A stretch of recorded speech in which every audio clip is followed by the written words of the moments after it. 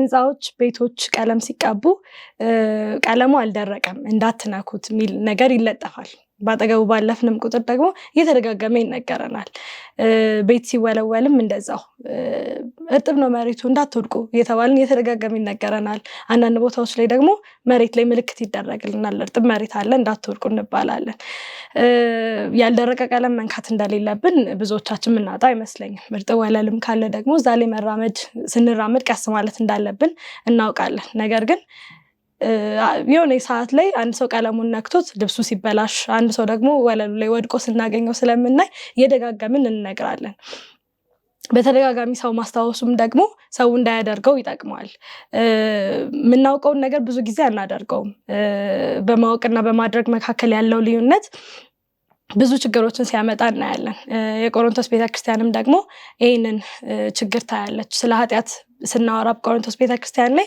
የሚያውቁት ነገር ነበረ ነገር ግን የሚያደርጉትም ነገር የተለየ ነበረ በዚህ ርዕስ ላይ የቆሮንቶስ ሰዎች ብዙ እንደተቸገሩ የሰማው የምንወደው ጳውሎስ ኃጢያት በቤተክርስቲያን ውስጥ ሲኖር እንዴት ማድረግ እንዳለብን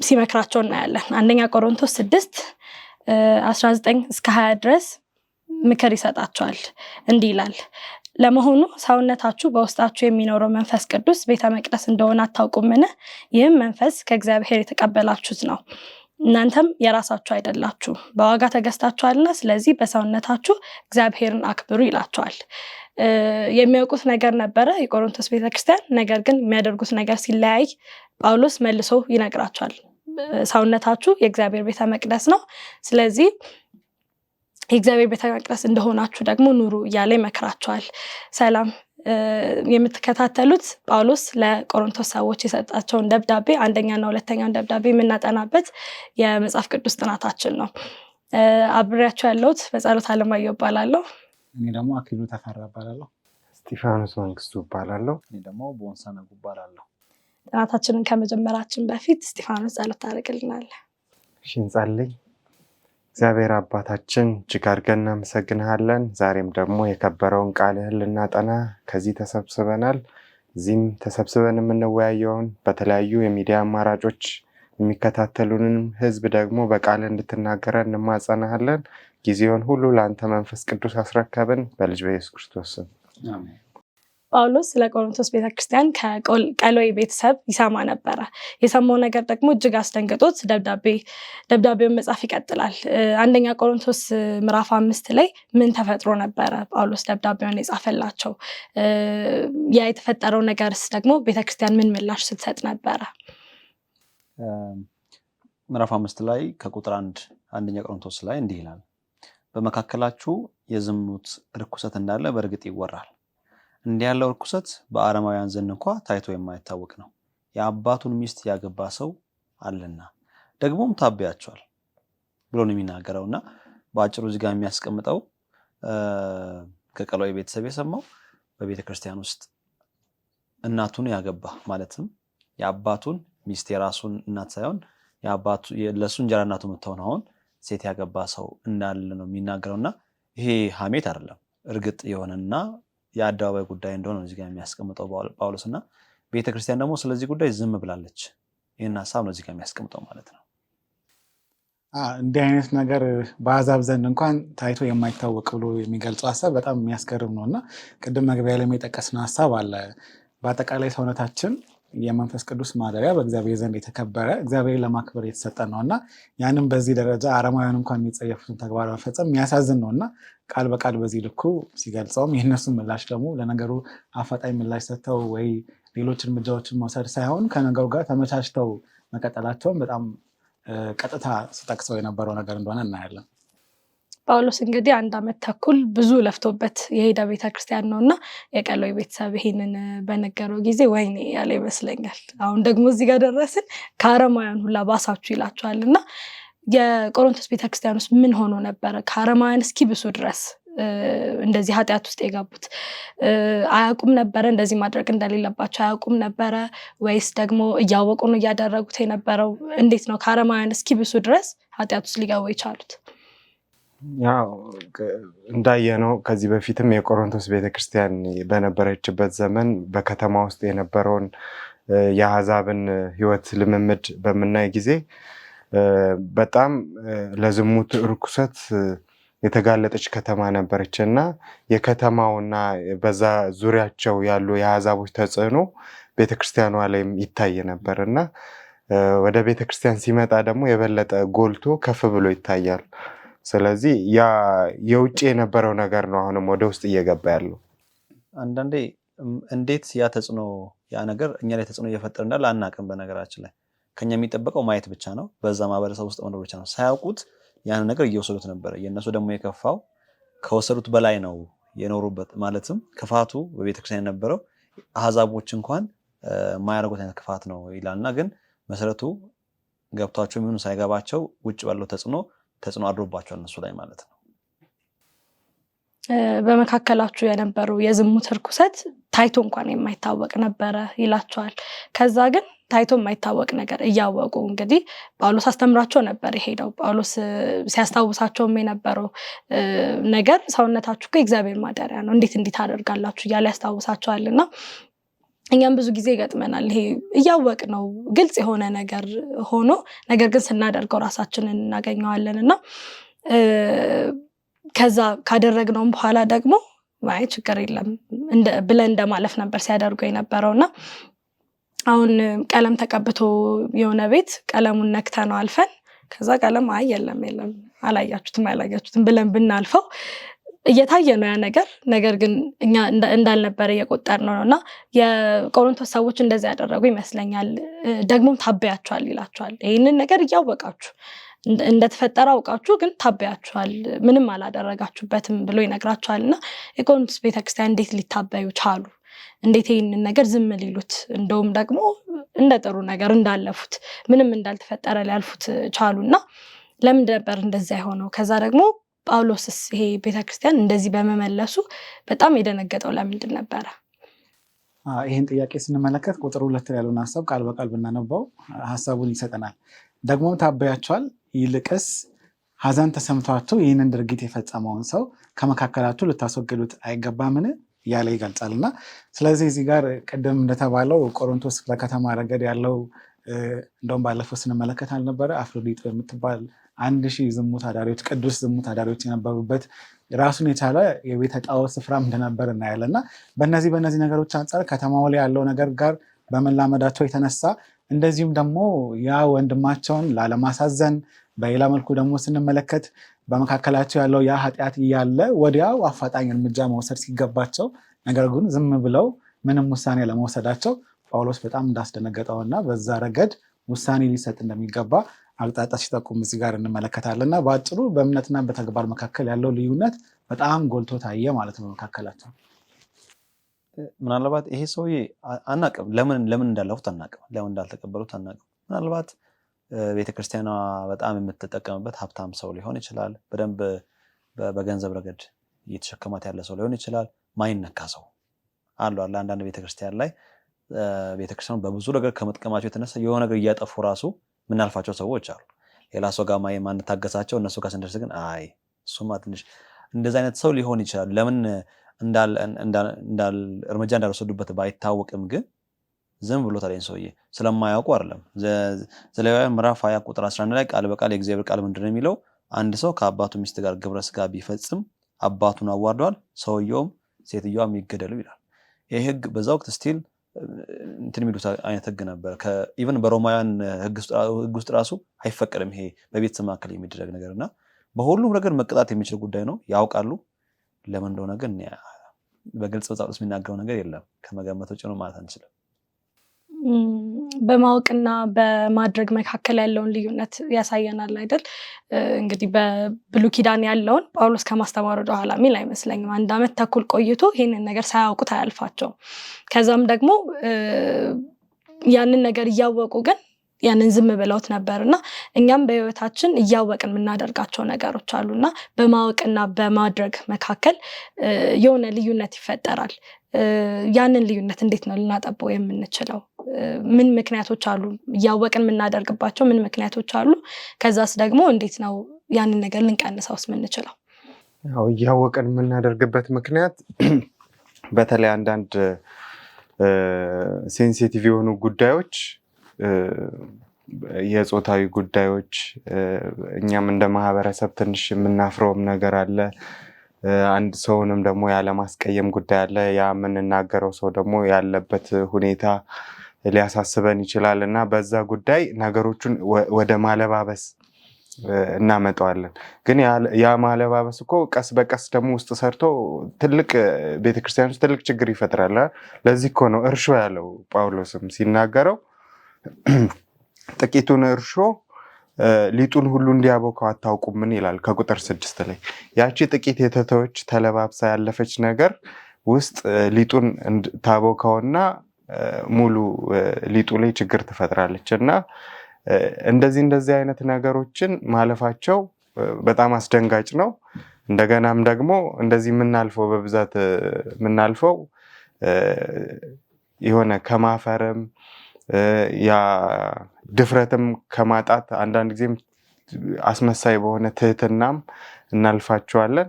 ነገር ግን ሲቆይ በጣም ቤተክርስቲያን ላይ ከፍተኛ የሆነ መንፈሳዊ ውድቀት የሚያመጣ ነው። ስለዚህ ለማጥበብ ይህንን ማወቅና ማደማከል ለማጥበብ አሁን ስቲፍ እንዳነሳው ብዙ የሚሰሙ ነገሮች አሉ ለማድረግ የምንፈራቸው። ስለዚህ ብቸኛው መፍትሄ እግዚአብሔር ቃል ላይ ካለ ምንም ቢሰማን ምንም አሁን ያነሳቸው ነገሮች ቢሰሙን እንኳን ቃሉ ላይ ስላለ ብቻ መጽሐፍ ስለሚል ብቻ እሱም በመከተል ልናጠባቸው የምንችል ይመስለኛል። ማድረግና ማወቅ መካከል ያለውን ስፋት ማለት ነው። በመጽሐፍ ቅዱስ ላይ የተከለከሉ ነገሮች እግዚአብሔር እነዚህን አታድርጓቸው ብሎ በግልጽ የነገረን ነገሮች አሉ።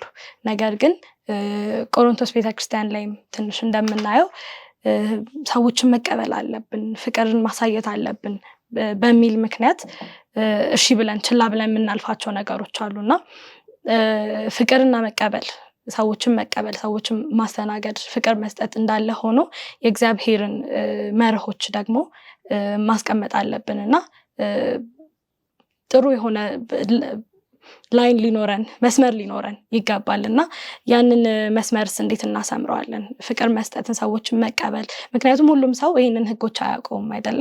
ህጎቹንም እያወቀ ያደረገውንም ሰው ደግሞ መገሰጽ ይኖርብናል። ስለዚህ እነዚህን ሰዎች ደግሞ ፍቅርና መቀበል እያለ እንዴት እንገስጻቸዋለን?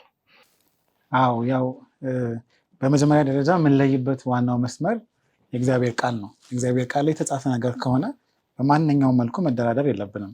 ለምሳሌ እዚህ ክፍል ላይ ጳውሎስ ሲናገር ቁጥር 5 ላይ ስናነብ 5:5 ላይ ስጋው ጠፍቶ መንፈሱ በጌታ ቀን ትድን ዘንድ እንደዚህ አይነቱን ሰው ለሰይጣን ይሰጥ ብሎ ቃል በቃል ይናገራል። ወረድ ብሎም ወንድም ነኝ ያለ ብሎ የሚዘረዝራቸው ነገሮች አሉና ስለዚህ የእግዚአብሔር ቃል ላይ በትክክል ፊት ለፊት አታድርግ ብሎ የከለከለው ነገር በህብረታችን መሀል በሚደረግበት ሰዓት በማንኛውም ሁኔታዎች ውስጥ መደራደር የለብንም። ዞሮ ዞሮ ስለ አካል እያወራን ስለሆነ አካላችን ላይ ጆሮአችን ቢታመም ወደ ሐኪም ቤት እንሄዳለን። አይናችንን ቢታመም ለመታከም ወደ ሐኪም ቤት እንሄዳለን እና ስለዚህ ቤተክርስቲያንን እንደ አንድ አካል ቆጥረን እንደ ክርስቶስ አካል ቆጥረን በመካከላችን እንደዚህ አይነት አስነዋሪ ተግባር ሲፈጸም ወዲያው ለዛው ውሳኔ መወሰን አለብን። በሌላ አገላለጽ መቀጣት አለበት ማለት ነው።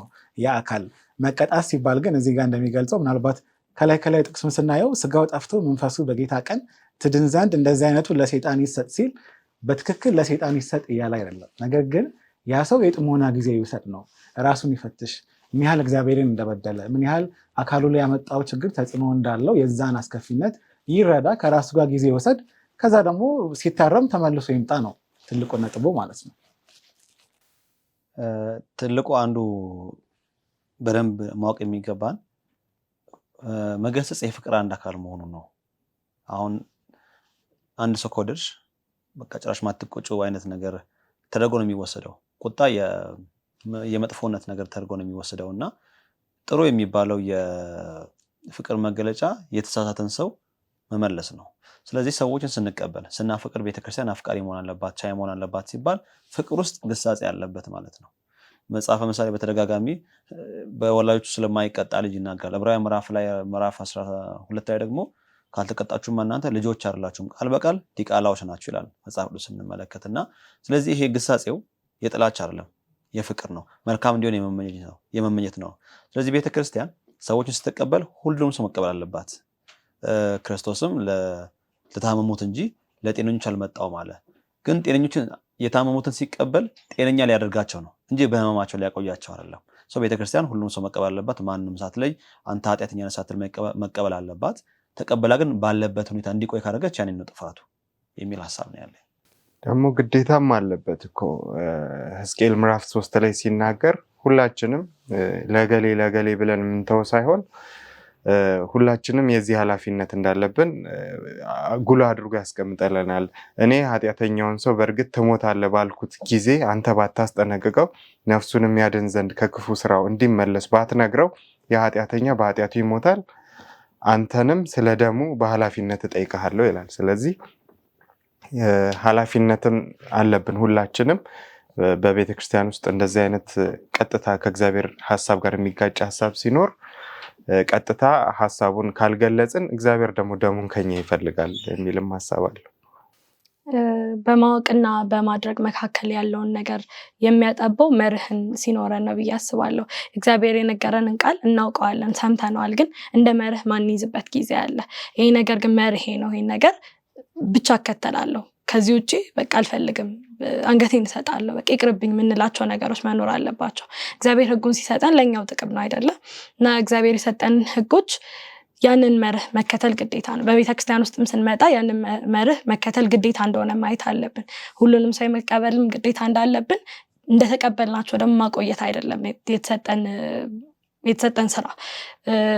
እግዚአብሔር መጋቢዎች ነን ጠብቁ ሲለን፣ የተሰጡንም ሰዎች ጠብቁ ሲለን በፍቅር ተቀብለናቸው ከዛ ግን በፍቅርም እንድንገጽሳቸው ልክ እንደ ወንድማችንም ደግሞ እንድናርማቸውም ተሰጥቶናል። ለራሳችንም ጋርም ስንመጣ ደግሞ ለራሳችንም መታረም ደግሞ በእግዚአብሔር ቃል እንደሆነ እናያለን። ከዛ ጳውሎስ ይህንን ነገር እንደተፈጠረ እንደሰማ ይነግራቸዋል። ይህንን እንዴት እንደዚህ ታደርጋላችሁ ምን ሆናችሁ ነው ይላቸውና ምን ያህል እንዳዘነባቸው ከነገራቸው በኋላ ሁሌም እንደሚያደርገው ይመክራቸዋል። እና ጳውሎስ ምን ብሎ መከራቸውስ? ምን ብሎ ነበር ሲመክራቸው የነበረው? እዚህ ጋር ያስቀመጠው ነገር ቀጣይ ክፍሎችን ስንመለከት ምን ማድረግ እንዳለባቸው ነው የነገራቸው። ይህንን ሰውዬ እና ይህንን ጉዳይ ቤተክርስቲያን እንዴት ነው መያዝ የሚጠበቅባት የሚለውን ጉዳይ ነው የሚናገረው። የመጀመሪያው ቁጥር 3 ላይ ቁጥር 2 ጀምሮ ያለው ማስወገድ አለባቸው ይላል። ይህን ሰውዬ ከመካከላቸው አሰጉዱት ይላል። ከዚያ በኋላ ደግሞ ቁጥር 3 ላይ ምንም እንኳ እኔ በአካል አብሬያችሁ ባልሆንም በመንፈስ ግን ከእናንተ ጋር ነኝ፣ ልክ አብሬያችሁ እንዳለው ሆኜ ይህን ባደረገው ሰው ላይ አሁኑኑ ፈርጄበታለሁ፣ ስለዚህ እንዲፈርድበት ይናገራል። ቁጥር 4 ላይ ደግሞ በምትሰበሰቡበት ጊዜ እኔም በመንፈስ ከእናንተ ጋር ስለመሆን በጌታችን በኢየሱስ ስምና በመካከላችሁ በሚገኘው በጌታችን በኢየሱስ ኃይል ስጋው ጠፍቶ መንፈሱ በጌታ ቀን ትድን ዘንድ እንደዚህ አይነቱ ለሰይጣን ይሰጥ ይላል። ከዚያ ቁጥር 11 ላይ ደግሞ ነገር ግን አሁን የጻፍኩላችሁ ወንድም ነኝ እያለ ከሚሰስን ወይም ከሚስገበገብ ወይም ጣዖትን ከሚያመልክ ወይም ከሚሳደብ ወይም ከሚሰክር ወይም ከሚቀማ ጋር እንዳትተባበሩ ነው። ከእንደዚህ አይነቱ ሰው ጋር ምግብ እንኳን አትብሉ ይላል። ሶስተኛው መርሁ ነው። መጨረሻ ደግሞ እንደሚለው ከቤተ ክርስቲያን ውጭ ባሉት ላይ የሚፈርድ ግን እግዚአብሔር ነው ካለ በኋላ እንግዲህ ክፉን ሰው ከመካከላችሁ አስወግዱት። ስለዚህ 4 መመሪያ አለ። የመጀመሪያው ከመካከል ማስወገድ፣ የመጀመሪያውና የመጨረሻው ተመሳሳይ ነው። ከዛ እነሱ ላይ መፍረድ፣ ለሰይጣን አሳልፎ መስጠት፣ ስጋው ሞቶ መንፈሱ እንዲድን፣ ከዛ ደግሞ ከሱ ጋር አለመተባበር፣ ምግብ እንኳን አለመብላት። ይሄ ነበር የሰጣቸው መፍትሄ ማለት ነው። ጳውሎስ የሰጣቸውን መፍትሄ ቦንሳ ነግሮናልና ጳውሎስ ኃይለኛ ነበረ አይደለ? ካጠገባችሁ አስወግዱት፣ ጭራሽ አብራችሁ እንኳን እንዳትበሉ ይላቸዋል። ከዛ ፈርጅበታለሁ ይሄንን ሰው ይላል። ከዛ ደግሞ ጭራሽ ለሰይጣን ስጡት ይሄንን ሰው ይላቸዋልና የተነገረው አነጋገር አያስደነግጥም ነበረ? ጳውሎስ ለምን ነበር እንደዚህ በኃይለ ቃል ሲናገር የነበረው? ልክስ ነው ወይ? አሁን እኛ ቤተክርስቲያን ውስጥ እንደዚህ አይነት ነገሮች ይገጥሙናል አይደለ? ግን እንደዚህ አይነት ኃይለ ቃል ሰው ሲጠቀም አናይም። አስወግዱት፣ ለሰይጣን ስጡት ተብሎ ስብሰባ ላይ ሲነገር እኔ ሰምቼ አላውቅምና ጳውሎስ የተናገረበት አነጋገር ልክ ነበር። እኛስ እንደዛ መጠቀም ይኖርብናል ማለት ነው። በመሰረቱ ቃሉን ስናየው ላዩን በጣም የቁጣ በጣም ጠንከር ያለ ቃል ይመስላል፣ ግን ጀርባው ላይ ፍቅር ነው ያለው። ምክንያቱም ቃሉም ይላል የማይቀጣ ልጅ ዲቃላ ነው ብሎ ይናገራል። እና ጳውሎስ ለዛ ላጠፋው ሰው ራሱ ካለው ፍቅር የተነሳ ካለው ርኅራኄ የተነሳ ክርስቶስ በሱ ሕይወት ተስሎ ማየት ካለው ጉጉት የተነሳ ነው በዚህ ጥግ ሄዶ እየገሰጸው ወይ ተናገረው ያለው ማለት ነው። እና ምናልባት ላይ ምስናይ ነው እንደዛ ይመስለው እንጂ ምናልባት ጳውሎስ ይህንን ደብዳቤ ሲጽፍ ራሱ እንባ የተናነቀው የጻፈ ይመስለኛል። እና የዛ ምክንያቱ ሌላ ምንም አይደለም። ለምዕመናኖቹ ካለው ፍቅር የተነሳ የሚያጠፋው ሰው በአፋጣኝ ታርሞ ወደዛ እንዲመለስ ካለው የተነሳ ነው። ለምሳሌ 2 ቆሮንቶስ ምዕራፍ 2:6 ጀምሮ ስናነብ እንደዚህ ያለ ሰው ብዙዎች የወሰኑት ቅጣት በቂ ነው፣ ደግሞም ከልክ በላይ አዝኖ ተስፋ እንዳይቆርጥ ይቅር ልትሉትና ልታጽናኑት ይገባቸዋል ይላል። እና እነዚህ ግሳጼዎች ጋር አያቆምም። በኋላም ደግሞ ያ ሰው ተመክሮ ታርሞ ያጠፋው ጥፋት ገብቶት ከራሱ ጋር ጊዜ ወስዶ ድጋሚም ደግሞ ወደ ህብረቱ እንዲመለስ ይፈልጋል። እና አንድ ቅጣት ፍሬያማ ነው የሚባለው ያ የተቀጣው ሰው ታርሞ ተመልሶ ወደ ህብረቱ ሲቀላቀል ነው። እና ያንን ታሳቢ በማድረግ ነው እንጂ እንዲሁ ዝም ብሎ ግሳጼ ብቻ ያለውም አይደለም። ጀርባው ላይ ፍቅር አለ፣ ሳግ አለ፣ ርኅራኄ አለ። እና በዛ መልኩ ነው የምመለከተው። አንዳንድ ጊዜም እኮ ግን ቁጣ የሚያስፈልግበት ጊዜ አለ። እንደ ጳውሎስ ደፈር ብሎ ግልጹን በኃይለ ቃል መግለጽ የሚያስፈልግበት ጊዜ ያስፈልጋል ብዬ አስባለሁ። ኢየሱስም እኮ አንዳንድ ጊዜ በቤተ መቅደሱ በጣም ኃይለኛ የሆነ ማንነት ሲያሳይ አይተናል። እና ያ ለክፋት ሳይሆን ሰውን ለመመለስ ነው፣ ሰውን ለማዳን ነው። ስለዚህ ሁል ጊዜ በትህትና እና በሩህሩህ አንደበት ብቻ ማንናገርበት ጊዜ አንዳንድ ጊዜም ያስፈልጋል። እና ይህንም ሀሳብ ላይ ሲናገር ትንሽ ቆጣ ብሎ የተናገረ ይመስለኛል። እና እንደዚህ አይነት ሰውም በቤተክርስቲያን ያስፈልጋል ብዬ አስባለሁ። ከቁጣው በፊት ግን መውደድ ያስፈልጋል። ማለትም እንዲህ ከመቆጣቱ በፊት ምዕራፍ 4 ቁጥር 15 ላይ ወልጃቸዋል ይላል። ስለዚህ አባት ልጁን በሚቆጣው መልክ ነው የሚቆጣቸው። ስለዚህ ይረዱታል። ይሄ ያነሳሳው ምክንያት ምን እንደሆነ ይገባቸዋል፣ ፍቅር እንደሆነ ይገባቸዋል። እና ችግር የሚሆነው አንድም ቀን አጽናንተ ነው አበረታተ ነው ማናውቀው ሰው ሲያጠፋ ብድግ ብለን ልንገርፈው ስንነሳ ነው። እና ፍቅር አሳይቷቸዋል። ቃላቶቹን ግን ከተመለከተን የጠቀማቸውን ቃላቶች ለምሳሌ ስጋው ጠፍቶ መንፈሱ በጌታ ቀን ትድን ዘንድ እንደዚህ አይነቱ ለሰይጣን ይሰጥ ማለት ወስዳችሁ በቃ ሰይጣን ወሰደው ማለት ሳይሆን የእግዚአብሔር የሰይጣን መንግስት አለ። ይሄ ሰውዬ በምርጫው የእግዚአብሔር መንግስት ትቶ በሰይጣን መንግስት ውስጥ ራሱን አስቀምጧል። ስለዚህ ለፍላጎቱ አሳልፋችሁ ስጡት ነው እያላቸው ያለው። ይሄን ደግሞ የምታደርጉበት ምክንያት ይሄ ሰውዬ ገብቶት እንዲድን ነው፣ እንዲመለስ ነው። አለበለዚያ ተመችቶት እንደዛው ይቀጥላል ነው። አብራችሁ ምግብ አትብሉ ሲል በወቅቱ በነበረው ባህል ምግብ መብላት ምግቡ ብቻ አይደለም፣ ጥልቅ ትርጉም ነው ያለው። ይሄ እሴቶችን መለዋወጥ የሚድረስ ነገር ነው። አንድ ሰው ቤቱ ምግብ ከጋበዛችሁ ብዙ ነው ትርጉሙ። አንድ ሰው እንደ የሚያደርገው ሰውዬ አብራችሁ ቤቱ እየበላችሁ ነው ማለት እሱ ያደረገው ነገር ችግር የለውም እንደማለት ነው፣ እንደመቀበል ነው ያንን ድርጊት ማለት ነው። ስለዚህ ያ ሰውዬ ሊሰማው ይገባል። እያደረገው ያለው ነገር ትክክል እንዳልሆነ ሊነገረው ይገባል። ያ የሚደረግበት ምክንያት ሰውዬው ቆም ብሎ እንዲያስብ ከዚያ በኋላ ለመመለስ እንዲያስብ ነው እየነገራቸው ያለው እንጂ ይህን ሰውዬ ጥላችሁ ተውት የሚል ሀሳብ አይደለም በውስጡ ያለው። ክርስቶስን እስጢፋኖስ እንዳልከው ክርስቶስን በአገልግሎቱ ጊዜ ስናየው ጅራፍ የሚያነሳ ሰው ነበር አይደለ? እኔ የሆነ ነገር አናዶኝ ቤተክርስቲያን ውስጥ የሆነ ነገር ተፈጥሮ ስብሰባ ላይ ጠረጴዛ ብገለብጥ ምን ልታስቡ እንደምችሉ አስቡት። ግን ክርስቶስ እንደዛ ሲያደርግ ነበር፣ ጠረጴዛ ሲገለብጥ ነበር፣ ጅራፍ ሲያነሳ ነበር። ነገር ግን እነዛን ሰዎች ምን ያክል እንደሚወዳቸው የጸሎት ቤት የሆነውን ቤት እንዴት እንደዚህ ታረቁታላችሁ በሚል መቆርቆር ነበር ነው። መቆርቆራችን ለእግዚአብሔር እስከሆነ ድረስ መቆጣትም ልክ ሆኖ እንዳለ ደግሞ የክርስቶስንም ፍቅር ደግሞ ማሳየት አለብን። ተቆጥቶ እንዲመለሱ እንጂ ተቆጥቶ እንዲቀሩ አልነበረ። ተመልሶ ሁለተኛ እንዳትመጡ አልነበረም። ግን ተመልሶ የሚመጣበትንም እድል ይሰጣቸው ነበርና ማስተካከልም ልክ ሆኖ ሳለ ነገር ግን ደግሞ ፍቅርንም ሰተን ከዛ በኃይልም ቢሆን በፍቅርም መገሰጽ እንዳለብን እናያለን። ከዛ ፈርጅበታለሁ ይላል ደግሞ ሌላው ነገርና ቀጣይ ጥቅሶቹንም ስናያቸው አንደኛ ቆሮንቶስ ላይ ስናያቸው ፍረዱባቸውም ይለናል።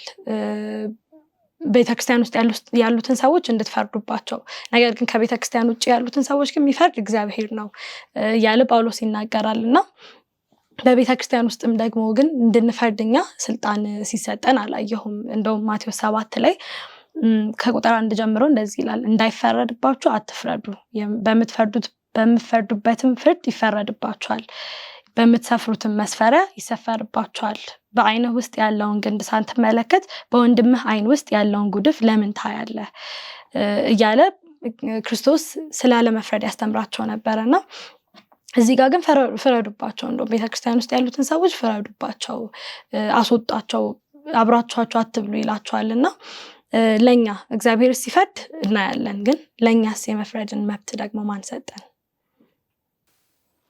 እዚህ ጋር ፍርድ የሚለውን ቃል በደንብ ማየት አስፈላጊ ይመስለኛል ፍርድ ማለት ያ ሰው አይዳን ይጥፋ በዛው ጠፍቶ ይቅርብ የሚል ሐሳብ አይደለምና ምን አይነት ነው ፍርድ የሚለውን ውሳኔ ከሚለው ቃል በደንብ አብሮ የሚሄድ ይመስለኛል ምን አይነት ውሳኔ ያ ሰው ተቀጥቶ ራሱን አይቶ ታርሞ ድጋሚ እንዲመለስ በእንደዚህ አይነት ውሳኔዎች ላይ አትደራደሩ በሚል ሐሳብ ነው በመሰረቱ ሳያውቅ ያጠፋና ያወቀ ያጠፋ ሰው አንድ አይደለም ለምሳሌ ቁጥር 12 ላይ ሲናገር ከቤተክርስቲያን ውጪ ባሉት ሰዎች ላይ ለመፍረድ እኔ ምን አገባኝ እንደ ቆሮንቶስ ቤተክርስቲያን አውድ ስንመለከት ቆሮንቶስ በጣም በዝሙት የረከሰች ከተማ ናት እግዚአብሔርን ማያውቅ ሰው የቅድስናን መርህ ማያውቅ ሰው ዝሙት እግዚአብሔር እንደማይወድና የረከሰ ተግባር እንደሆነ ማያውቅ ሰው በዛ ተግባሩ ቢገኝ እኛ እንዴት እንፈርዳለን ግን አንድ ሰው ያወቀ እግዚአብሔርን አመልካለሁ እግዚአብሔርን አውቃለሁ ያለ በእንደዚህ አይነት ተግባር ውስጥ ወንድም ነኝ ያለ በእንደዚህ አይነት ተግባር ውስጥ በሚገኝበት ሰዓት በእርግጥም ያ ሰው ሊቀጣ ያስፈልጋል ውሳኔ ሊተላለፍበት ያስፈልጋል ግን ያ ሰው ይጥፋ ብሎ መፍረድም አይደለምና በዛ ደረጃ ነው ይሄን ሐሳብ መለከተው ያው ከስንዴውና ከእንክርዳዱ ምሳሌ ጋርም ማገናኘት እንችላለን እዛ ስፍራ ላይ ኢየሱስ ክርስቶስ ያንን እንክርዳድ እንዲነቅሉት አልፈቀደላቸውም ነበር ተውት አብሮት ይደግ ብሎ ነበር ከዛ በኋላ መጨረሻ ላይ ካደገ በኋላ በመላእክቱ የሚታጨዱበት ጊዜ ይመጣል ማለት ነው ስለዚህ ያንን የመንቀል ኃላፊነት የሰው ልጅ መውሰድ አይችልም አሁን አንድ የቤተክርስቲያናችን ምዕመን እንደዚህ አይነት በደል በድሏልና ጭራሽ ይጥፋ ማለት አይደለም ነገር ግን ያ ሰውዬ ተቀጥቶ በንስሐ እንዲመለስ ነው ነፍሱ በጌታ ቀን ትድን ዘንድ ነው ይሄንን ቅጣት እንዲቀጣ ጳውሎስም እየተናገረ ያለው እንጂ እስከመጨረሻው ይነቀልና ይጥፋ የማለት መብት ያለው ሰው እንኳን የለም የፈለገ ከባድ ኃጢአት ቢሆን ማለት የቤተክርስቲያንና አመራሮች ያስቀምጣቸው አንዱ ስራቸው የቤተክርስቲያን ንጽህናና ጤንነት መጠበቅ ነው እነሱ ሰዎች አንዱ ስራቸው እንደ የተበላሽ ነገር ለማስተካከል ነው ይህ ማለት ግን ይሄን ሰው እንመልከታውን በዚህ በአውዱ ስንመለከት ሁሉም ሰው የሚያውቀው ጉዳይ ነው ስለዚህ እኛ የቤተክርስቲያን መሪዎች ሆነን እረኞች ሆነን ተሰጥቶን ህዝብ የሚያውቀው በአደባባይ ያለ ጉዳይ ላይ ካልተናገረን ካልወሰንን እንግዲህ ስራችን እየተወጣን አይደለም ማለት ነው ሌላኛው ክርስቶስ ያለው መፍረድ የሰውን የሆነ ነገሩን አይታችሁ ሰው ላይ መፍረድ አለ አይደል እኛ የራሳችን ጉድ አለን እነኛ እኮ የቤተክርስቲያን መሪዎችም የራሳቸው ኃጢአት አላቸው ግን የግል ኃጢአት ሊሆን ይችላል የዚህ ሰውዬ ግን አደባባይ ላይ ያለ ኃጢአት ነው ምእመን ሁሉ የሚያውቀው ጉዳይ ነውና እንደዛ በሚሆንበት ጊዜ በዛ ልክ ይደረግበታል ማለት ነው እንደየ ኃጢአት ሁኔታ ሊለያይ ይችላል ማለት ነው የተሰጣችሁን አደራ ተጠንቀቁ ነበር ሲላቸው የነበረው አንዱን ሰው እናድናለን ብላችሁ እዛ ያለውን ያ እርሾ የሚያበላሸውን ማየት አለባችሁና ተጠንቀቁ ለሌሎችም ሰው እያለን ነበረ ከዛ ጳውሎስም ሌላ ከቀሎይ ቤተሰብ የሚሰማቸው ብዙ ነገሮች ነበሩ እስካሁን ድረስ ሲጋጩ እንደነበር አይተናል ከዛ በኋላ አሁን ደግሞ አሳፋሪ ኃጢአት በቤተክርስቲያን ውስጥ እንደነበር አየን ከዚህ በኋላ ድጋሚ ሌላ ግጭት ተፈጠረ ግጭቱን የፈቱበትን ምክንያት ደግሞ ጳውሎስን አሳዝኖት ነበርና እሱንም ይበልጥ እናያለን ከአፍታ ቆይታ በኋላ እንመለሳለን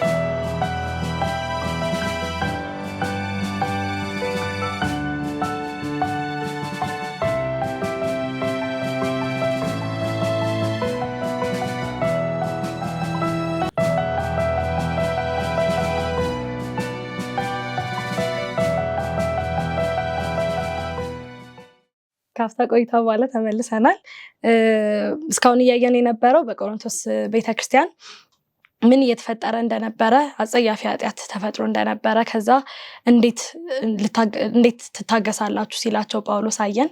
ከዛ በኋላም ደግሞ እኛስ በቤተ ክርስቲያናችን ፍቅር፣ መታገስ፣ መቀበል በሚል ምክንያት ምን አይነት ኃጢአቶችን ልንቀበል እንችላለን? ከዛ ጳውሎስ ደግሞ ምን ሲመክራቸው እንደነበረ እንደዚህ አይነት ኃጢአት በሚፈጠርበት ጊዜ ምን አድርጉ እንዳላቸው የተጠቀመበት ኃይለ ቃል ደግሞ ልክ ነው አይደለም እኛ ስንጠቀምበት የሚለውን ስንነጋገር ቆይተናል። ከዛ አንደኛ ቆሮንቶስ ምዕራፍ 6 ላይ ይወስደናል። አሁንም ጳውሎስ አንደኛ ቆሮንቶስ ምዕራፍ 6 ላይ ከቀሎይ ቤተሰብ የሰማው ነገር አለ።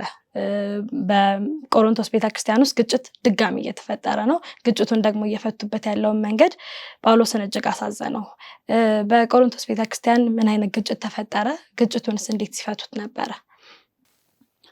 ያው ከሰማቸው ነገሮች መካከል አንደኛው አንቺም እንደገለጽሽው በመካከላቸው ላይ ያለ ግጭት ነበርና ያ ግጭት ምንድን ነው? መካሰስ ነው።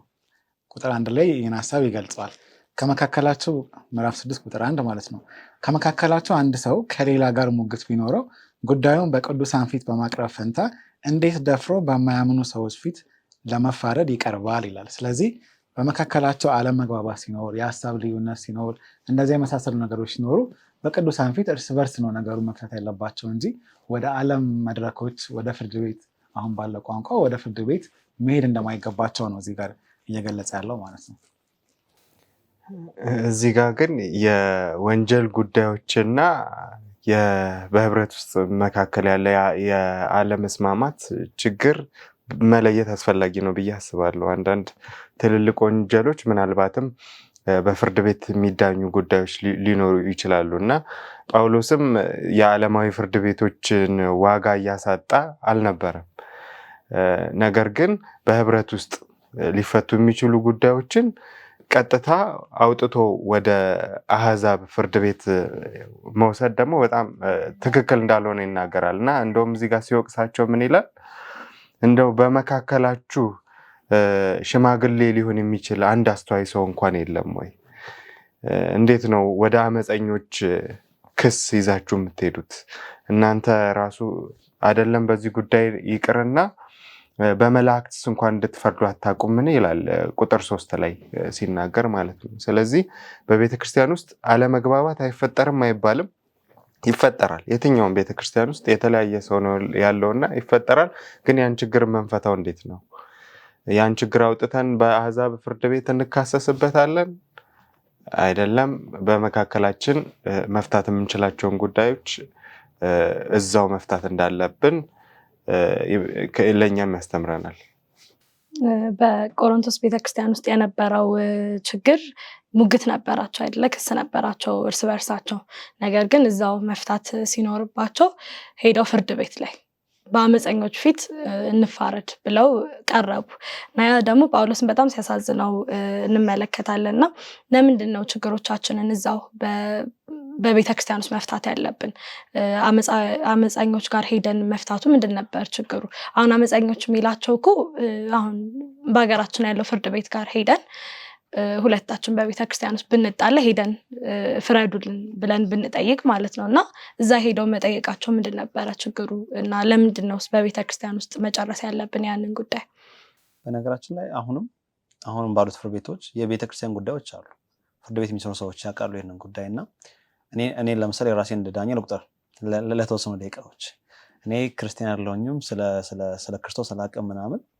ስለ ክርስቶስ አውቃለሁ የሚል ሰውዬ ከጓደኛው ጋር ተጣልቶ አንድ መሪ ከመሪ ጋር ተጣልቶ ቢመጣ በጭራሽ ወደ ክርስቶስ አልመጣም። ስለዚህ ይህንን ጉዳይ ቤተክርስቲያን ውስጥ ማለቅ ያለበትን ጉዳይ እግዚአብሔርን የማያውቁ ሰዎች ጋር መውሰድ ቤተክርስቲያን ራሷ ህመምተኛ እንደሆነች ወይም ደግሞ በሽተኛ እንደሆነች እና ወደዛ የምትሄድበት ምንም ምክንያት የለም የሚል እንትን ነው የሚሰጠኝ ለኔ።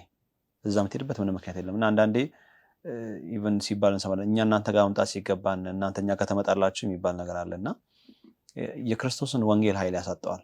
ይሄ ማለት ቤተክርስቲያን ፍጹም ናት ማለት አይደለም። ይሄም መታወቅ መቻል አለበት። ነገር ግን ቤተክርስቲያን ውስጥ ያሉ ሰዎች አንዱ ቤተክርስቲያን ውስጥ ያሉት እንዲህ አይነት ጉዳዮችን ለመፍታት ነው።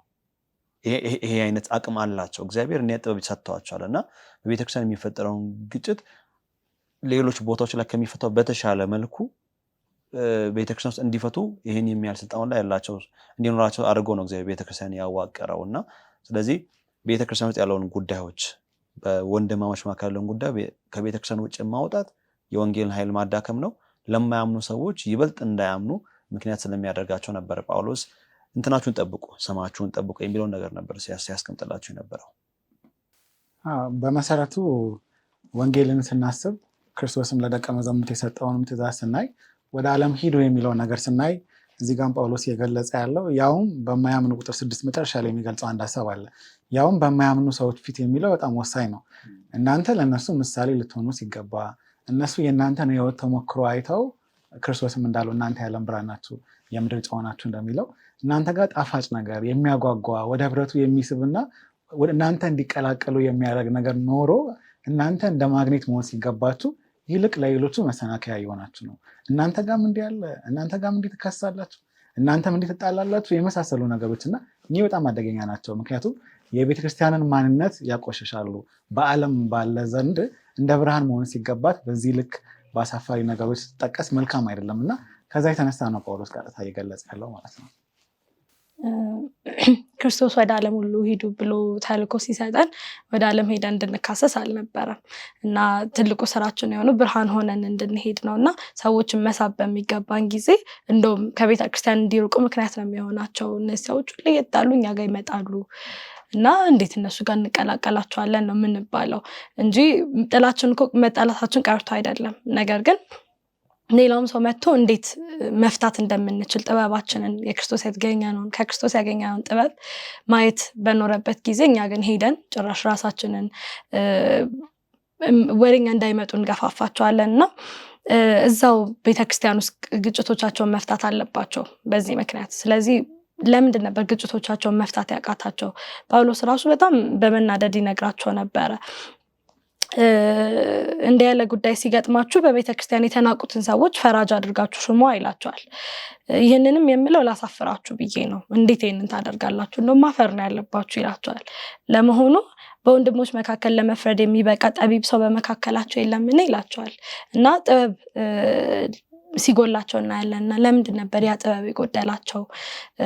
ለምን አቃታቸው እርስ በርሳቸው ያንን ችግር መፍትሄ ማግኘት? እና እኛስ ደግሞ ያንን ጥበብ ከየት እናገኛለን? አንዳንድ ሰዎች እንዲህ ሲሉ ሰማቸዋለሁ፣ ክርስቲያኖችን ማስታረቅ ከባድ ነው ሲሉ ሰማቸዋለሁ። እና ግን ጳውሎስ እንደሚለው ይህን ጉዳይ መፈጸም የሚችል ሰው ቤተክርስቲያን መኖር አለበት። አንደኛ ያዕቆብ ምዕራፍ 1 ቁጥር 5 ላይ ከእናንተ መካከል ማንም ጠቢብ ቢጎለው ሳይነቅፍ በልግስና ለሁሉ የሚሰጠው ነው እግዚአብሔርን ለምን ለእርሱም ይሰጠዋል የሚል ጉዳይ አስቀምጧል። እና ቤተክርስቲያን እንግዲህ ስንሆን የክርስቶስ ልባር ላይ ያለን አይምሯችን እያደገ የሄደ።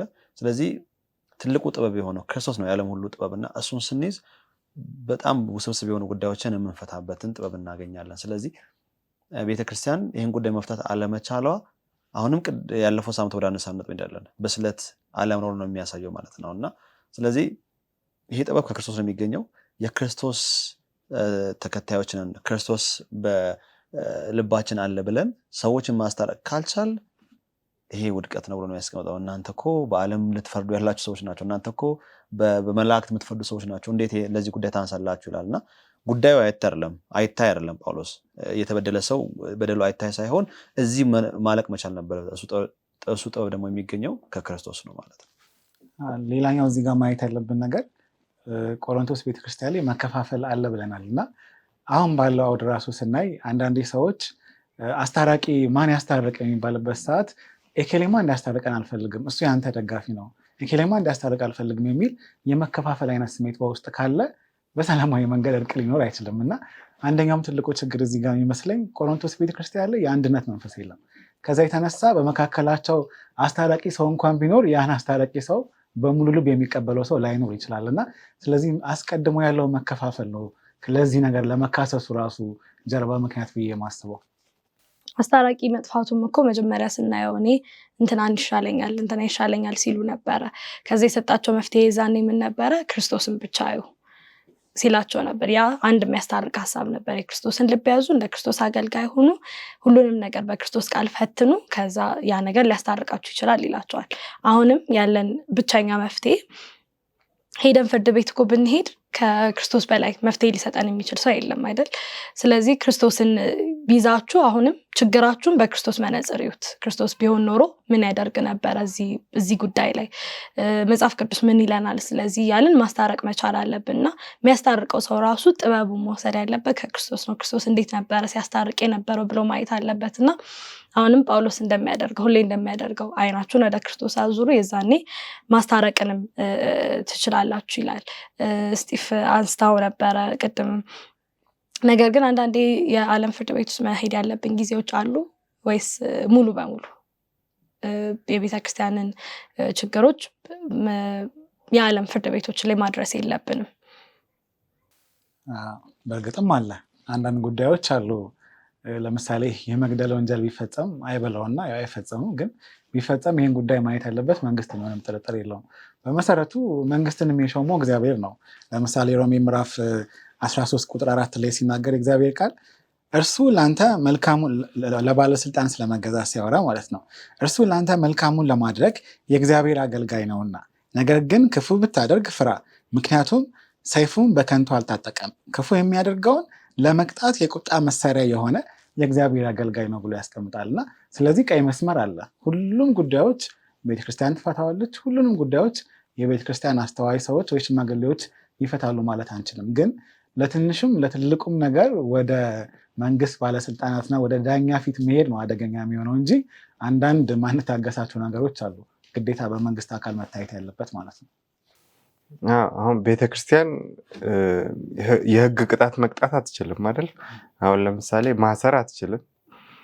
ያው ቤተክርስቲያን ትልቅ ነገር ብታደርግ ከቤተክርስቲያን ማገድ ነው ወይ ከአገልግሎት ዞር ማድረግ ነው እንጂ ከዛ ባለፈ ስልጣን የላትም በዚች ምድርም። ግን እግዚአብሔር ደግሞ ስልጣን የሰጣቸው አካላቶች አሉ እንደዚህ አይነት ጉዳዮችን የሚፈቱ ወደ ወህኒ ቤት እና ወደ ተለያዩ ቅጣቶችን ማሳለፍ የሚችል ስልጣን ያላቸው የመንግስት ቢሮዎች አሉ እና እግዚአብሔር ለነዛ እውቅና እየነሳ አይደለም።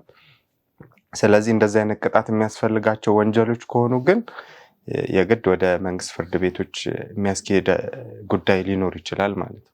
ወደ መንግስት አካላት መሄድ ያለብን ጉዳዮች አሉ። ነገር ግን በተቻለን መጠን ቤተክርስቲያን ውስጥ ያሉንን ችግሮች በቤተክርስቲያን መፍታት እንድንችል ጥበቡንም ደግሞ እግዚአብሔር እንዲሰጠን እግዚአብሔርን መጠየቅ ይኖርብናል። ከዛ ቀጥሎ ቆሮንቶስ ምዕራፍ 6 ላይ እዛው ቀጥሎ ሲነግረን ጳውሎስ ቅድም ሲጽፍላቸው የነበረው ስለ ዝሙት ሲያወራ ነበር አይደለ? የሰጣቸው መልስ አላጠገበውም መሰለኝ። ቀጥሎ አሁንም ደግሞ ይነግራቸዋል አስፍቶ እንዴት ይሄንን የዝሙትን ነገር እንዴት ማሸነፍ እንደሚችሉ ይነግራቸዋል። እና መጀመሪያ የሚላቸው ነገር ቁጥር 1 ቆሮንቶስ ምዕራፍ 6 ቁጥር 12 ላይ አለ። ሁሉ ነገር ተፈቅዶልኛል፣ ይሁን እንጂ ሁሉም ነገር አይጠቅምም።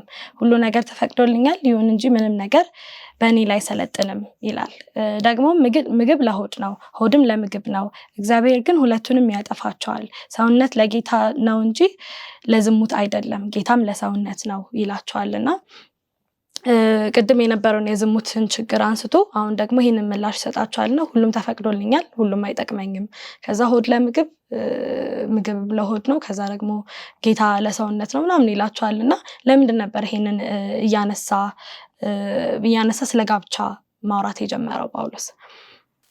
ምግብ ለሆድ ነው የሚለውን ሀሳብ ስናይ ምግብ የሆዳችን ምግብ ይፈልጋል እና በተመሳሳይ መንገድ በቆሮንቶሳውያን ዘንድ የነበረው ቅድም ስንገልጽ ነበረ በከተማው ላይ የተለመደው ወሲባዊ ርኩሰት፣ እነዚህ ነገሮች ሰውነታቸው ሰው ናቸውና ያንን ዝሙት የማድረግ ወሲብ የመፈጸም ፍላጎት በተፈጥሮ እግዚአብሔር የሰጠውን በተቀደሰ በጋብቻ ተቋም ውስጥ እንድናደርግ የሰጠውን ነገር አግባብ ባልሆነ መንገድ ሰውነቴ ስጋዬ ይፈልጋልና በማለት ወደዛ መንገድ እየሄዱ ስላስቸገሩት ነው።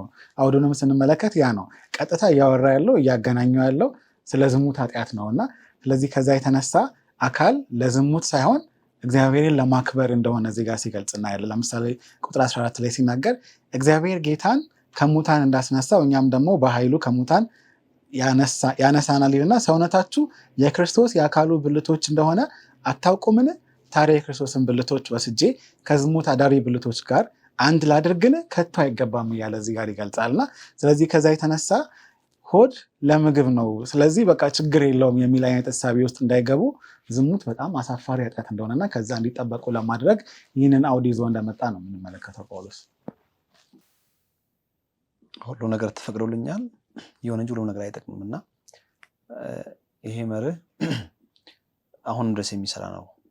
እግዚአብሔር ማንኛውም ሰው የሚያደርገውን ነገር አያግደውም አይደል? አይከለክልንም። ግን ሁሉ ነገር ተፈቅዷል ማለት ሁሉ ነገር ይጠቅማል ማለት አይደለም። ሁሉም ነገር ደግሞ አይሰለጥንብኝም። በአሁኑ ቋንቋ እንግዲህ ሱስ አይሆንብኝም እንደማለት ሊሆን ይችላል፣ ደግሞ ከአቅሜ በላይ ሊሆን ይችላል። የተፈቀዱልን ነገሮች እኛ ላይ መሰልጠን ሲጀምሩ ያኔ መንቃት መቻል አለብን። የተፈቀደ ነገር ሁሉ አንዳንድ ሰዎች ምን ብለው ይጠይቃሉ?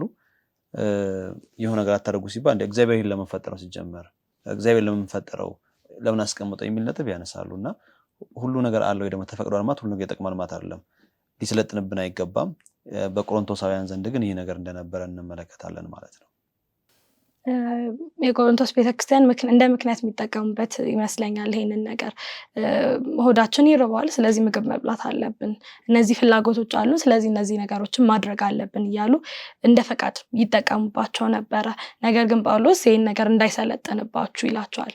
ግን እንዳይሰለጥንባችሁ ሲላቸው ዝም ብላችሁ ራሳችሁን ተቆጣጠሩት እንደምንም ያዙት ቻሉት አላላቸውም። ነገር ግን መፍትሄ ይሰጣቸው ነበረ እና መፍትሄ ይሰጣቸው ደግሞ ጤናማ የሆነ ጋብቻን ነበረ። እንዴት ነው ጤናማ ጋብቻ? እንደዚህ አይነት እስካሁን ስንሰማው የነበረው ቆሮንቶስ ላይ የነበረው ዝሙት፣ ልቅነት የነበረው ለዛ እንዴት ነው ሊጠብቀን የሚችለው? ጤናማ ጋብቻ እንዴት ነው ከነዚህ ነገሮች እንድንቆጠብ ሊያደርገን የሚችለው? እንድንቆጠብ ሊያደርግ የሚችልበት መንገድ ከኃጢአት በፊት እግዚአብሔር ያቋቋመው ተቋም አለ፣ ጋብቻ የተባለው። በመሰረቱ ወሲብ መጥፎ ነገር አይደለም፣ የፈጠረውም ራሱ እግዚአብሔር ነው እና ግን ያንን ስንፈጽም የተቀደሰ ጋብቻ ውስጥ ሆነን ሊሆን እንደሚገባ እናያለን። እና አንዳንድ ነገሮች በራሳቸው መጥፎ አይደሉም፣ ነገር ግን ከጊዜው ውጪ እግዚአብሔር በከለከለበት መንገድ በሌላ አገላለጽ ከጋብቻ ውጪ በምናደርግበት ሰዓት ያ መልካም አይደለም። ለምሳሌ ቁጥር 5 ላይ ያለውን እናንብብ። 7:5 ላይ ምን ይላል? በጸሎት ለመትጋት ተስማምታችሁ ለተወሰነ ጊዜ ካልሆነ በስተቀር እርስ በርሳችሁ አትከላከሉ፣ ራሳችሁን ባለመግዛት ሰይጣን እንዳይፈትናችሁ እንደገና አብራችሁን ይላል። ባልና ሚስት እንኳን ወሲብ ሳይፈጽሙ ረጅም ጊዜ መቆየት እንደሌለባቸው፣ ምክንያቱም እሱ በሆነ አጋጣሚ ከእሷ ተለይቶ በሚሄድበት ሰዓት በዛ ኃጢአት እንዳይፈተን እግዚአብሔር የሰጠው የትዳር አጋለችና ከእሷ ጋር አብሮ ወሲብ መፈጸም እንዳለበት ነው እዚህ ጋር የሚገልጸው። እና እግዚአብሔር ወሲብን አይጠላም። ከጋብቻ ውጭ የሆነው ዝሙት የሆነውን ነው እግዚአብሔር የሚጸየፈው ማለት ነው። እና በዛ መንገድ ራሳቸውን በጋብቻ ውስጥ ነው በመጠበቅ ያንን በመፈጸም እንዲከላከሉ እንዳደረገ ነው እዚህ ጋር የሚገልጸው ማለት ነው። 7:2 ላይ ቃል በቃል የተናገረው ነገር አለ። ነገር ግን ከዝሙት ለመጠበቅ እያንዳንዱ ሰው የራሱ ሚስት ትኑረው፣ እያንዳንዷም ሴት የራሷ ባል ይኑራት። እንግዲህ እዚህ ጋር ያለው ቃል ብዙ የሆነውን ወሲባዊ ርኩሰት ሊገልጽ ይችላል። አንደኛው ዝሙት ምንለው ከትዳር በፊት ወሲባዊ ግንኙነት መፈጸም ወይ ደግሞ በትዳር ውስጥ ያሉ ደግሞ ከትዳር አጋር ውጪ። እዚህ ጋር ግን እያወራ ያለው ስለ ላጤ ስለመሆን ስለሆነ ኮንቴክስቱ ስለ ላጤዎች ነው የሚናገረው። ከቁጥር 1 ስንመለከት እናግባ የሚል አይነት ጥያቄ ነው እና እግዚአብሔር እንግዲህ አንዱ ያስቀመጠው ራስን መቆጣጠር ካልተቻለ ሁሉም ሰው አይደለም እንዳያገባ የተጠራውና በኋላ ላይ እንደ ስጦታ እንደሆነ ይናገራል ቁጥር 7 ላይ። እና ወሲብ በትዳር ውስጥ ያለ ወሲባዊ ግንኙነት ለዝሙት ወይም ደግሞ ለዚህ ኃጢአት እንደ መፍትሄ አድርጎ ያስቀምጧል። ምክንያቱም የተቀደሰ ነው። አንዳንዴ ሰይጣን ሁሌ ኦሪጂናል የሆነ ነገር የለውም፣ የእግዚአብሔርን ይወስዳል ያበላሸዋል። በጣም በሚያሳዝን መልኩ አሁን ባለው ዓለም ላይ በቤተ ክርስቲያን ውስጥም ወሲብ የሰይጣን እንደሆነ ተደርጎ ተስሏል። የፈጠረው እግዚአብሔር ነው፣ ፍላጎቱን የሰጠን እግዚአብሔር ነው፣ ለበረከት አድርጎ የሰጠው እግዚአብሔር ነው። ግን ሰይጣን ወስዶ በጣም ስላጨመላለቀው ብዙ ሰዎች ከቤተ ክርስቲያን ይህን ቃል እኔ ቤተክርስቲያን ውስጥ በዚህ ይህን ጉዳይ ሲስተማር ሰምቼ አላውቅም። በቃ አሁን የሚታፈርበት አይነት ጉዳይ ነው እና ግን አንዱ መፍትሄ ነው ለዝሙት መፍትሄ በትዳር ውስጥ ያለ ወሲባዊ ግንኙነት እንደሆነ እዚህ ጋር ያስቀምጣል ማለት ነው። ትዳርን ሲያነሳ መጀመሪያ ላይ ያየነው ሰው እኮ የአባቱን እናት አግብቷት ነበር አይደለ? እና ትዳርን ሲያነሳ እንደዚህ አይነት ትዳርን አልነበረም። እግዚአብሔር የፈቀደውን ትዳር ነበረ። በቤተሰብ መካከል የሚደረግንም ትዳር አልነበረም። ግን ያንን ጤናማ የሆነን ትዳር ስናይ ግን እግዚአብሔር ለፍላጎቶቻችን እንዳንገዛ ነገር ግን ጤናማ የሆነ ነገርን ፈጥሮልን በዛ ነገር ማሳለፍ እንድንችል አድርጎልናል። ሌላ ቀጥሎ ደግሞ ጳውሎስ ምክሩን ሲቀጥል ላላገቡት ምክርን ይሰጣል። ካላገቡት መካከል እንግዲህ ጳውሎስም አንዱ ነበረና ላላገቡትስ ምን ምክር ሲሰጥ ነበር? እዚህ ጋር ብታገቡ መልካም ነው አላቸው። የራሳችሁ ባል የራሳችሁ ሚስት ብትኖራችሁ ከነዚህ ነገሮች መጠበቅ ትችላላችሁ። ነገር ግን እንደዛ ካልሆነስ ደግሞ ምን ማድረግ አለባችሁ ብሎ መከራቸው። አዎ ይህን ምክር ደግሞ የሚሰጠው ከቁጥር 7 ጀምሮ ማንበብ እንችላለን።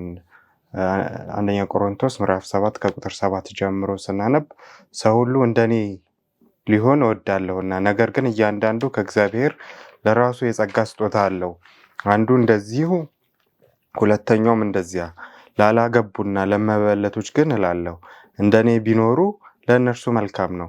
ነገር ግን በምኞት ከመቃጠል መጋባት ይሻላልና ራሳቸውን መግዛት ባይችሉ ያግቡ። ሚስትም ከባሏ አትለያይ፣ ብትለያይ ግን ሳታገባ ትኖር፣ ወይም ከባሏ ትታረቅ፣ ባልም ሚስቱን አይተዋት ብዬ የተጋቡትን አዛቸዋለሁ፣ እኔ ግን አላዝም ጌታ እንጂ ይላልና እንግዲህ ላላገቡት እንግዲህ እንደ ጳውሎስ ቢሆኑ መልካም ነው ይላል። ግን ሁሉም ጸጋው ተመሳሳይ አይደለም። ስለዚህ በምኞት ከመቃጠል ይልቅ መጋባትን እመክራለሁ ይላል። ስለዚህ ጤናማ የሆነ ክርስቲያናዊ የሆነ ትዳር እንዲመሰርቱ ነው የሚመክረው ጳውሎስ። ይሄ ነገር ግን ያው የተለየ ስጦታ ይፈልጋል ብዬ አምናለሁ።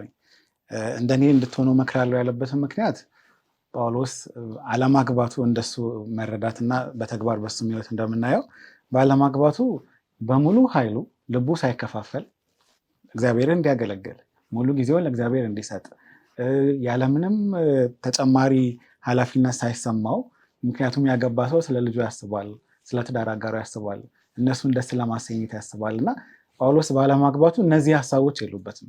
ከዚህም የተነሳ የበለጠ እግዚአብሔር እንዲያገለግል ምክንያት ሆኖታል እና ያው እኛ የተጠቀምነውን ነገር ደግሞ ሌሎች ሰዎችም እንዲጠቀሙ እንመክራለን።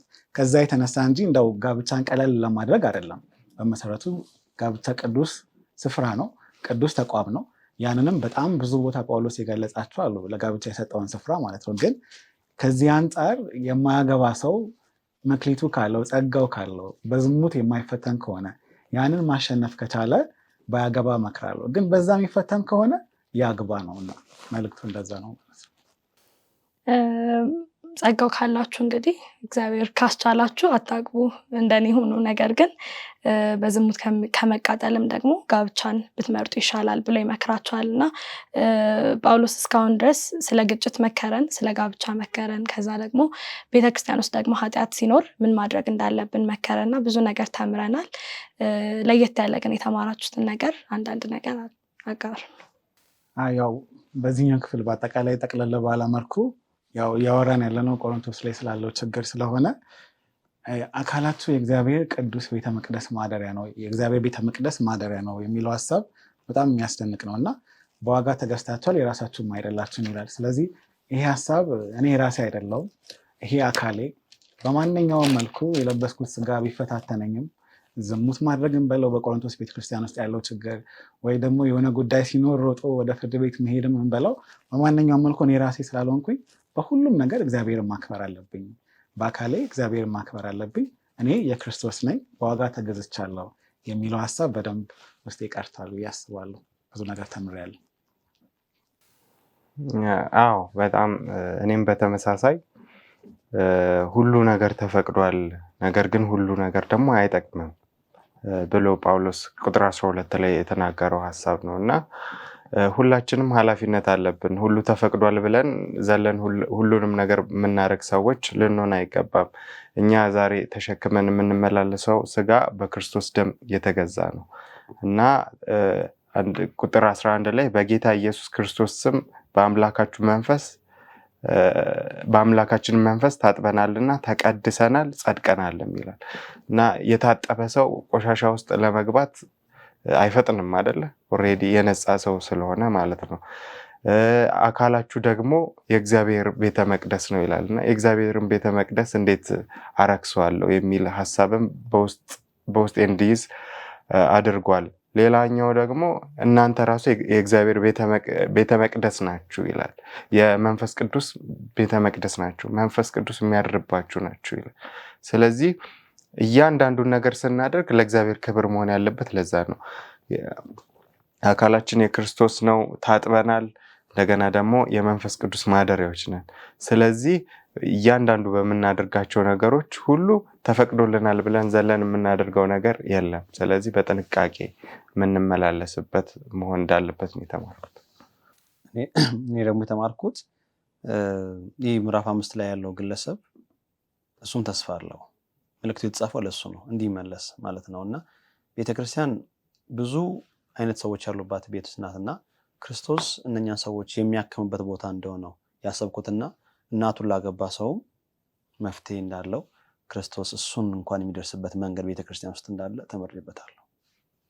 እኔ ደግሞ ተለይቶ የተማርኩት ነገር ጳውሎስ ምን ያህል ለቤተክርስቲያኑ ሲቆረቆር እንደነበር አይቻለሁ እና ሰውን የሚያስደነግጥ እንኳን ቢሆን ነገር ግን ለሌሎች መዳን ሲል ኃይለኛ ንግግሮችን ይናገር ነበረ። ግን ያንን ሁሉ ከፍቅር እንደሆነ ወልጃቸዋለሁ ለሚላቸው ለሚወዳቸው ቤተክርስቲያኖችም ምን ያህል ፍቅሩን በኃይለኝነቱም ሲገልጽ እንደነበረ ነገር ግን ምን ያህል ወዷቸው ደግሞ ለእነሱ ተቆርቁሮ እነሱም እንዲድኑ ሲፈልግ እንደነበረ አይቼበታለሁ። እስካሁን የተማርነውን ሁሉ መጠቀም እንድንችል እውነት በቤተክርስቲያናችን በራሳችን ህይወት እንድንኖርበት እግዚአብሔር ይርዳን። አብራችሁን ስለቆያችሁ እናመሰግናለን። ስናጠነው የቆየነው 1ኛና 2ኛ ቆሮንቶስ መጽሐፍን ነው። የጥናታችንን መምሪያ አቅራቢያችሁ ካለ አድቬንቲስት ቤተክርስቲያን ጠይቃችሁ ማግኘት ትችላላችሁ። ከስርም ባለው ስልክ ቁጥር እየደወላችሁ መጠየቅ ትችላላችሁ። ጥያቄ፣ ሐሳብ፣ አስተያየትም ካላችሁ ደግሞ በዩቲዩብ የምትመለከቱ በሐሳብ መስጫ ውስጥ ከዛም በታች ባለው በስልክ ቁጥርም እየደወላችሁ ማቅረብ ትችላላችሁ። እግዚአብሔር ይባርካችሁ።